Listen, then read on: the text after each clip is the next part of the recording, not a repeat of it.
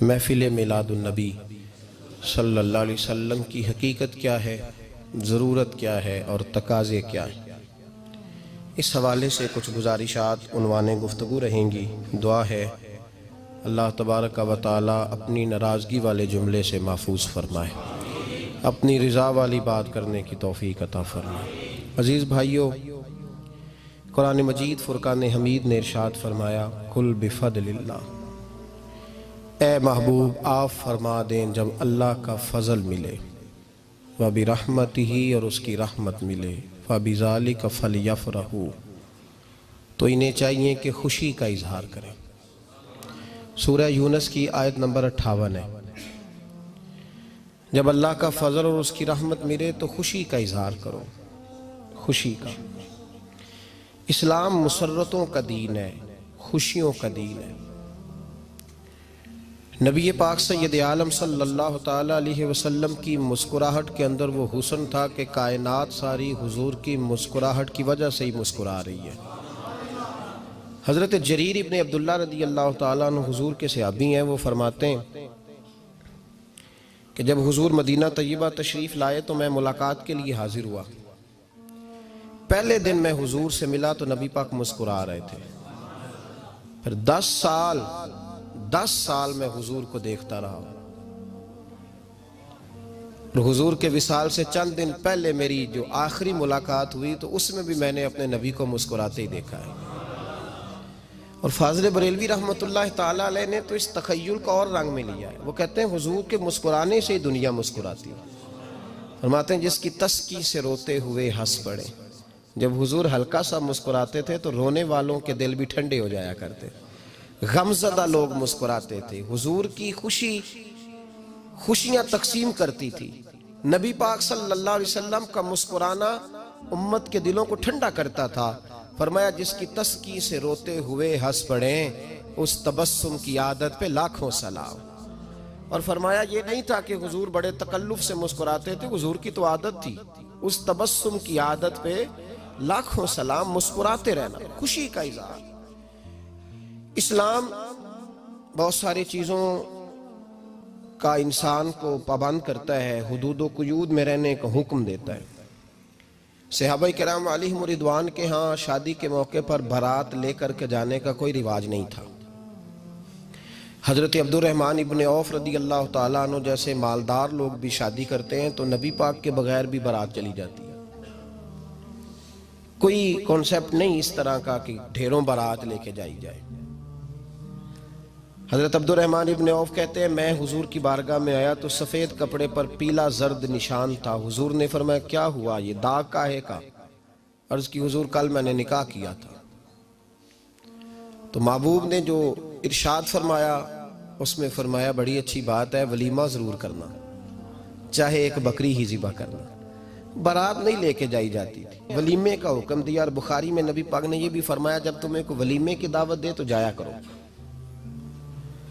اچھا، اب شادی کے موقع پر جو بارات لے کے جائی جاتی ہے تو اگرچہ حضور کی سنت نہیں، لیکن اسے ہم حرام نہیں کہتے، اسے ہم ناجائز نہیں کہتے۔ ہم نہیں کہتے کہ یہ تو نے غلط کیا، اگرچہ لے جانا حضور سے ثابت اس مروجہ انداز میں ثابت نہیں، اس طرح ہمارے ہاں جاتے ہیں، لیکن ہم پھر بھی اسے ناجائز۔ کسی صحابی نے اپنے بچے کی شادی پر اپنے گھر میں لائٹنگ نہیں کرائی، لیکن آپ کو دنیا کا کوئی عالم یہ فتویٰ نہیں دے سکتا کہ لائٹنگ کرانا حرام ہے۔ آپ شادی کے موقع پہ ساری گلی سجا لو، آپ ساری چھتوں پہ لائٹنگ کرا لو، کوئی آدمی یہ آپ کو فتویٰ نہیں دے سکتا کہ شادی کے موقع پر لائٹنگ کرانا جائز نہیں۔ کبھی سنا ہے آپ نے کسی سے؟ بولیے یہ جائز ہے، جائز پیسے ہیں تو ٹھیک۔ بلکہ میں اس سے آگے بڑھتا ہوں، اس سے تھوڑا اور آگے جاتا ہوں۔ حضرت عائشہ صدیقہ رضی اللہ تعالیٰ عنہ فرماتی ہیں میرا جو کمرہ تھا نا جس میں میں حضور کے ساتھ رہتی تھی اور ایک لمبا زندگی کا عرصہ گزارا، اس میں 3 آدمی سو سکتے تھے، چوتھے کے لیے جگہ ہی نہیں تھی، اور کچا تھا۔ کھجور کے تنے کھڑے کر کے اس پر کھجور کے پتوں کی چھت ڈالی گئی تھی۔ میں جب ہاتھ اٹھاتی تھی تو میرا ہاتھ اپنی چھت کو چھو جاتا تھا۔ یہ ہے سنت نبی پاک کی۔ یہ حضور کا طریقہ ہے. بتائیے پکے گھر میں لینٹر والے گھر میں رہنا جائز کہ ناجائز؟ کیوں جی؟ حضور تو کچے مکان میں رہتے تھے، آپ نے کیسے پکا بنا لیا؟ اللہ کی محبوب علی دین کو اس کی اصل بات میں سمجھیں. آپ ایسا نہ کریں جس میں انتشار اور امت تقسیم ہو. اس کا اصل مزاج دیکھیں. مہندی کے موقع پہ اگر کوئی آدمی 6 دیگیں دال چاول کی پکاتا ہے تو منع نہیں، جائز پیسوں سے پکائے. انہیں لائٹنگ لگوائی، کوئی منع نہیں. سارے محلے کو کھانا کھلایا، کوئی منع نہیں. بلکہ نبی پاک نے فرمایا بہترین مسلمان ہی وہ ہے جو سلام پہلے لے اور روٹی زیادہ کھلائے، تو بہترین مسلمان ہے. ناجائز کیا ہے؟ ناجائز ہے شادی کے موقع پر بینڈ باجا بجانا، اس میں رقص کرنا، اس میں بھنگڑے ڈالنا، عورتوں مردوں کا اختلاط ہونا، عورتوں کی مووی بنانا، یہ چیزیں ناجائز ہیں. تو جو ناجائز ہے اس پہ پابندی لگائی جائے گی. جو جائز ہے اس کے بارے میں یہ کہا جائے گا کہ بھائی احتیاط کی جائے، سنت کی طرف دیکھا جائے تو بہتر یہی ہے. لیکن اگر کوئی کسی آدمی کے پاس جائز پیسے ہوں، وہ 100 کنال کے گھر میں رہے، اگرچہ سنت یہ نہیں، اور یہ تو کوئی فتویٰ نہیں نہ دے سکتا کہ حرام ہے تیرا 100 کنال کے گھر میں رہنا، کہ ہے فتویٰ کہیں آپ نے سنا. تو ہمارے ہاں تکلیف کا معاملہ یہ ہے. دیکھیں میرے بھائی، کسی بھی صحابی نے، بڑے درد کے ساتھ بات کر رہا ہوں اور یہ میرا درد ہے، میں درد سے اپنے دل کو، اپنے ایمان کو حاضر ناظر کہہ کے بات کر رہا ہوں. امت بٹ جاتی ہے ہر موقع پہ یار، ہر جگہ ہی تقسیم ہو رہی ہے امت مسلمہ. ہر روز کچھ نہ کچھ فتوے ایسے مل جاتے ہیں جس میں دراڑیں پڑتی ہیں. کسی صحابی نے کسی مسجد کے اندر اشتہار چھپوا کے، اعلان کرا کے درس قرآن کرایا ہے کبھی؟ سیرت النبی کا جلسہ، ختم بخاری، مدرسے کا دستار فضیلت کا جلسہ، آپ نے اشتہار پڑھے ہیں نا یہ سارے مکاتب فکر کے؟ ہوتے ہیں کہ نہیں ہوتے؟ کسی صحابی نے اس طرح، وہ تو روز درس قرآن دیتے تھے، لیکن اس طرح اشتہار چھپوا کے، پوسٹر لگا کے، اور مصر سے کسی صحابی کو اسپیشل بلوا کے یا یمن سے بلوا کے مسجد کے اندر کبھی درس قرآن کے اجتماعات کرائے، سیرت النبی کے جلسے، ختم بخاری کے؟ او بھائی یہ ساری چیزیں حضور کے صحابہ کی سنت سے مروجہ انداز میں ثابت نہیں. مجھے بتا میرے بھائی، میں درد کے ساتھ تجھ سے سوال کرتا ہوں کہ سیرت النبی کے جلسے میں تو پشاور سے مولانا بلائے، پنڈی سے بلائے، تو گجرات اور کراچی سے لوگوں کو بلا کر کے اگر سیرت کا جلسہ کرائے، اور تو اس میں ایک آدمی کو کراچی سے بلوایا جا رہا ہے تو تو نے اس کو 20,000 کی ٹکٹ بھی دی، اور اشتہار پہ بھی جلسے پہ خرچ ہوا، پھر لنگر بھی پکا، کھانا بھی تو نے کھلایا، نہ تجھے کوئی بیوہ یاد آئی، نہ تجھے کوئی مسکین یاد آیا، نہ تجھے کوئی غریب یاد آیا. حالانکہ کہنا چاہیے تھا نا یہ جو ₹1,00,000 لگ رہا ہے کسی بیوہ کی خدمت کر دینی چاہیے، یتیم کو دے دینا چاہیے. درد کے ساتھ بات کر. سوال میرا یہ ہے کہ وہی کام جو سیرت کے جلسے میں ہوتے ہیں، پہلے تلاوت ہوتی ہے، پھر نعت ہوتی ہے، پھر کسی عالم کا بیان ہوتا ہے، وہی کام صرف نام بدل کے کیا جائے، عید میلاد النبی نام رکھا جائے صلی اللہ علیہ وسلم. یہ میں آپ کے ذہنوں پہ دستک دے رہا ہوں، تقریر نہیں کر رہا، صرف دستک دے رہا. او بھائی دیکھو، ایک آدمی وہی کام نام بدل کے کرے تو جائز ہے، اور اگر اس میں نبی پاک کے میلاد کا نام رکھ لیا جائے یا نعت کا نام رکھ لیا جائے تو پھر مجھے اجازت دے میں تجھ سے سوال کروں کہ صرف تجھے حضور کی تعریف پوری لگتی ہے؟ پھر مجھے اجازت دے کہ میں تجھ سے پوچھوں کہ صرف تجھے نعت اچھی نہیں لگتی؟ پھر مجھے اجازت دے کہ میں تجھ سے پوچھوں کہ تجھے صرف رسول اللہ کے قصیدے اچھے نہیں لگتے؟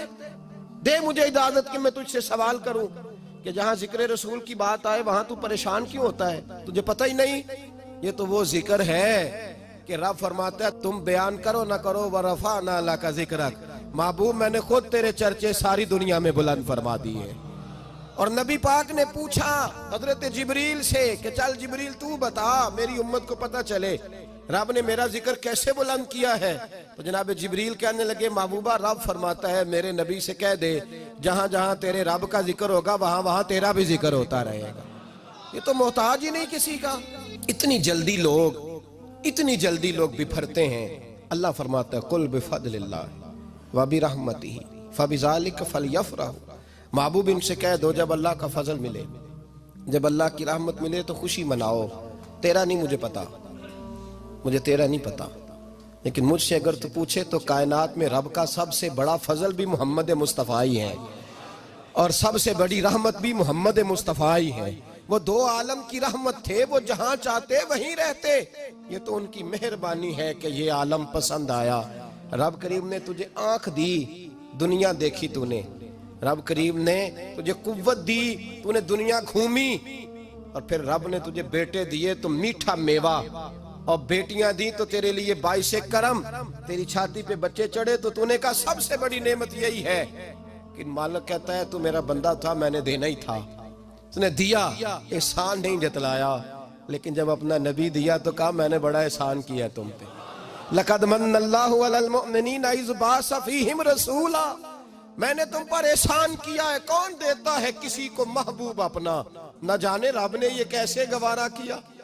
لَقَدْ مَنَّ اللَّهُ عَلَى الْمُؤْمِنِينَ إِذْ بَعَثَ فِيهِمْ رَسُولًا، اتنا بڑا فضل، اتنا بڑا فضل، فضل بھی حضور۔ اور جب بات رحمت کی آئی تو فرمایا مومنوں صرف تمہیں ہی نہیں، عیسائیوں، یہودیوں، سکھوں، دنیا میں جتنی مخلوق ہے، حتیٰ کہ جانور بھی، حتیٰ کہ چونٹیاں، نباتات، جمادات، ہر چیز، یا اللہ تو نے کیا دیا؟ فرمایا وما ارسلناک الا رحمتا للعالمین، میں جس کا رب ہوں ان سب کے لیے میں نے اپنے نبی کو رحمت بنا کے بھیج دیا ہے۔ بیٹے کے آنے پہ تو مٹھائی بانٹتا ہے، میلاد والے دن تو لائٹیں بند کر لیتا ہے، بیٹے کے آنے پر تو حلوائی بٹھاتا ہے، اور نبی پاک کے نام کی لائٹیں لگی ہوں تو پریشان ہوتا ہے۔ ہم سے کبھی پوچھ تجھے بتائیں، بس نہیں چلتا، ورنہ تاڑے توڑ کے چھتوں پہ لگا دیں۔ بس نہیں چلتا، فرشتوں کو بھی کہیں آؤ ہمارے ساتھ شامل ہو جاؤ، آمد مصطفیٰ مرحبا مرحبا کا نعرہ لگانا ہے، ہمارا بس نہیں چلتا، ورنہ دنیا کی ساری نعمتیں بچھا دیں اور لوگوں کو بتلائیں کہ اصل تو خوشی منانے کا دن ہی آج ہے، جب اللہ نے ہمیں اپنا پیارا رسول عطا فرمایا ہے۔ اور ہمارے امام، تو کہتا ہے میلاد نہ کر، ہمارے امام نے تو کہا حشر تک ڈالیں گے ہم، حشر تک، یہ 2-4 دن کا تو پروگرام ہی نہیں ہمارا، حشر تک ڈالیں گے ہم پیدائش مولا کی دھوم، اور مثل فارس نجد کے کلے گراتے جائیں گے، خاک ہو جائیں عدو جل کر مگر ہم تو رضا، دم میں جب تک دم ہے ذکر ان کا سناتے جائیں گے۔ ہمارا تو 1-2 دن کا پروگرام ہی نہیں۔ اور پھر سنو کتنی بڑی نعمت ہے۔ حضرت عباس سے کسی نے کہا تھا اللہ کی سب سے بڑی نعمت، تو بخاری اٹھانا، فرمانے لگے محمد نعمت اللہ، بخاری ہے بخاری، فرمایا محمد اللہ کی سب سے بڑی نعمت ہے، صلی اللہ، یہ سب سے